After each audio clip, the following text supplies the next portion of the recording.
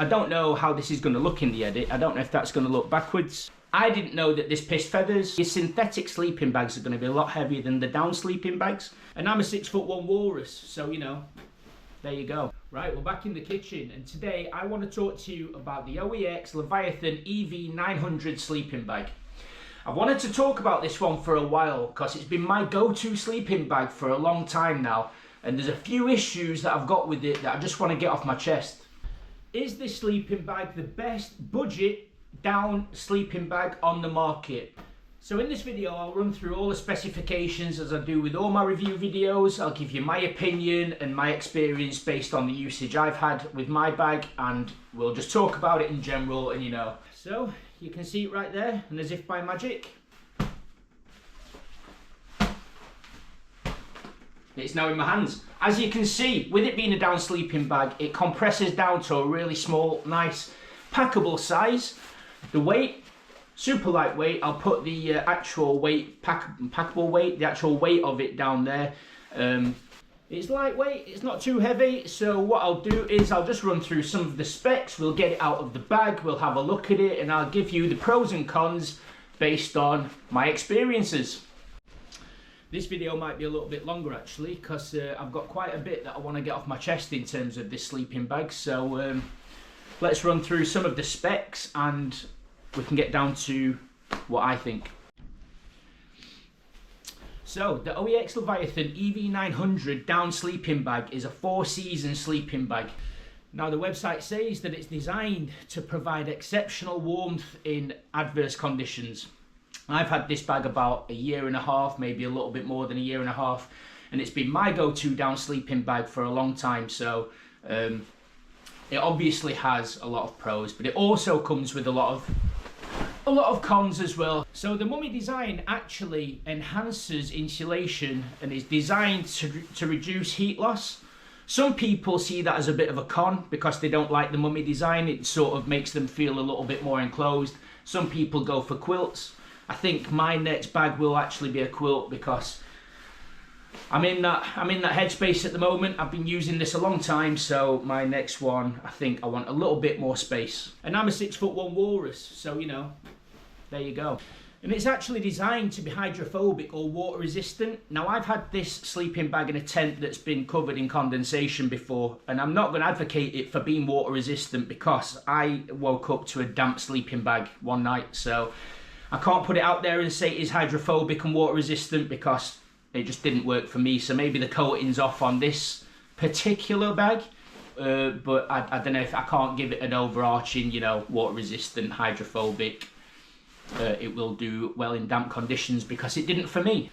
So in terms of the insulation itself, it's actually filled with 900 grams of 600 fill power of grey duck down. I don't know if the grey is important, but it does come with additional features. So it comes with internal baffles.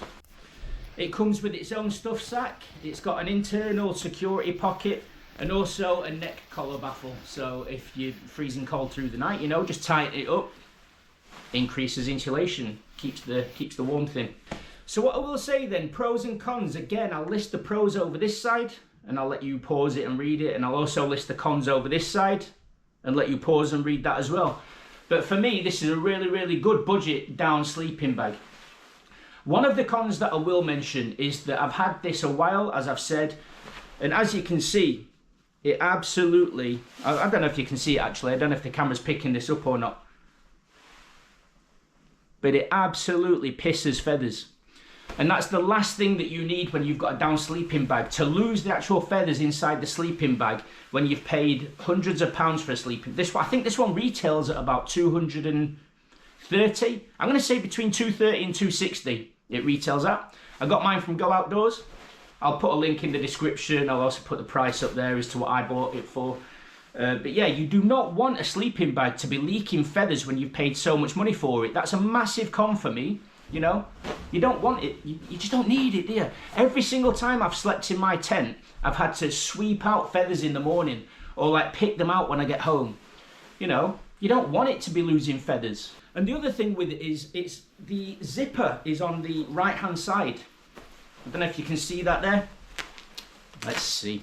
The zipper is on the right hand side, and that's a massive negative for me because I'm a right-handed person, so I would preferably like it on the left side, so I've got a little bit of room to sort of get to the zip itself, unzip myself, whereas I'm not a left-handed person, so it's a little bit more difficult for me to unzip. I did go around the shops looking for a left-handed zip OEX Leviathan EV900, but they don't do them. The zip's on the right-hand side on all of them, so it's a nice little thumbnail, this, isn't it? So, as I said earlier, some people might find the mummy shape a little bit more restricting than a quilt or square sleeping bag. I know I do. I'm 6'1". It suits me. I don't mind it as such, but you know, I'm also a side sleeper, so I sleep in the fetal position, which means when I tuck my legs up, there's no space. It's really cramped in there. You have to excuse me. I was going to hiccup then. So yeah, for me, it's a little bit cramped. I'm going to go for a quilt, I think. So this sleeping bag is actually supposed to be good from -9 to -16. I've not had it out in those conditions yet. I've had it down to about -3, -4, maybe -5. And I've been good. I've been good in it. I've been warm. I've been sort of comfy. You can always be comfier, like I said. I'm a little bit bigger than most people. 6'1". I just need a bit of a bigger bag, I think. But it has been my go-to bag. Now, with the exception of the goose down coming out and ending up all over my tent, I think it's a really, really, really good value, quality to value ratio. I think it's a good budget down sleeping bag, is what I'm trying to say. You're not going to get better than this for the money, but equally, if you want a really, really top-end, high-quality, you can get like, you know, Rabascent 900, Rabascent 1100. Just chip in the money you get for the OEX Leviathan, throw it towards the Rab Ascent, because I don't think you're going to get better than that. Equally, there are other down bags on the market. You've got like Alp Kit, you've got, I don't know, like Rab. There's loads. But yeah, do your research. I forgot what I was going to say. Just do your research on your bag, because I didn't know that this pissed feathers. I didn't know it'd be so restricting, which are massive cons for me, which means I'm going to go and buy another one. It's got excellent warmth to weight ratio. You know, when you're out hiking and you're in the mountains, you don't want anything heavy. So your synthetic sleeping bags are going to be a lot heavier than the down sleeping bags. And it packs down really tight, so you can get more in your bag, you know? You don't want excess amounts of material if you can help it. So in terms of the actual warmth to weight ratio, I can't fault this bag. Obviously, if you're going to be out in the mountains or if you're going to be out in the hills and the fells, you're going to want like a nice mat. I don't know, like a Thermarest or maybe a Flextail Zero. You want a nice sleeping system, essentially. If you're going to get this bag, make sure that you've got good insulation underneath you, because I have been out before and I've been freezing cold in this bag where I've not needed to be freezing cold, just because I've taken the wrong mat. You know, it's not been insulated underneath, so the cold's risen, the heat's sort of absorbed elsewhere. So just make sure that you set yourself up with a nice sleep system, is what I'm trying to say. I will say this as well, I don't know how important this bit of information is, but all of the down within the OEX Leviathan EV900 sleeping bag is all ethically sourced. So there was no ducks killed in the making of these bags, which is, although I do like duck, Chinese at the, yeah, nice. Anyway, that's just another quick review of the OEX Leviathan EV900 sleeping bag. It might look backwards. If it does, I'm sorry, I'll correct it. But yeah, just a quick review of the OEX Leviathan EV900. It's been my go-to sleeping bag for a long time now. I'm probably going to change it out for a quilt. It's got its pros and its cons, which we've listed in this video, talked about, and hopefully this review helps you make an informed decision in terms of what down sleeping bag you might want to buy going forward. As I said, it's a really good budget sleeping bag, but you can get more for your money if you save it and just put a little bit more in for the Rabascent, for example, or an Alp Kit, and it won't piss feathers all over your tent like this one does, which is super annoying because I like the sleeping bag. It's comfy. It's actually really, really comfy.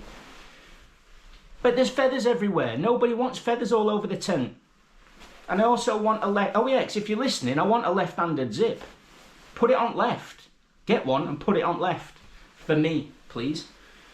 Anyway, I'm out. I'm finished. I just wanted to give you a quick review. Get this one done. And now I've got feathers all over my kitchen. So my genuine thoughts on this sleeping bag are that it's a really, really good budget sleeping bag. It will keep you warm down to about -5, -6 if you ask me. I've not had it past that, but it's kept me warm. It's really comfy, so you'll never have a night, I mean, where you think, you know, I'm uncomfy with it. I mean, obviously if you've got a really bad mat, or, you know, your sleeping system in general is a little bit off. I've always been comfy. Like I said, warm, comfy, easily packable, really lightweight. For the money, you can't go wrong. But sadly, I think my time with the OEX Leviathan has come to an end. I don't particularly like the mummy design anymore. It was all right while I was on like long distance hikes, and you know, it's like a quick, easy, budget down sleeping bag. I'm gonna go for something a little bit bigger. I'm 6'1", built like an absolute brick. Nothing. The downside is, and I've just knocked one away, one of the feathers, all the feathers come out. Like after a few months, the feathers just start seeping through the seams. You'll be picking them and pulling them left, right and centre, so nobody needs or wants that. In terms of the zip, it's on the wrong side for me. I can't get one with a left-handed zip. So yeah, like I said, my time with the OEX Leviathan EV900 is kaput, and I'm going to be looking for maybe I'm definitely going to get a down quilt, but I'm not sure which one it's going to be. So if you've got any recommendations, feel free to knock them down in the comments for me. Do I go for the Rabasent 900? Do I go for the Rabasent 1100? Or do I go for a quilt? There's a few quilts online, I just can't remember the names.